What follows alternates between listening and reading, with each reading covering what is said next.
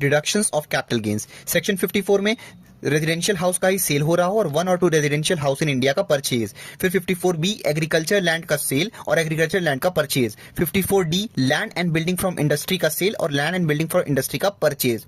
54EC long term capital asset का sale और bonds of NHA of India या फिर रूरल इलेक्ट्रिफिकेशन कॉर्पोरेशन लिमिटेड या फिर PFC limited. 54EE long term capital asset का ही सोल्ड लेकिन purchase units of notified fund. 54F any long term capital asset other than residential house और purchase क्या हो रहा है, 1 residential house in India. 54G plant and machinery और land and building use for industry in urban area में, लेकिन purchase plant and machinery और land and building for industry in rural area और मीटिंग एक्सपेंसेस ऑफ शिफ्टिंग।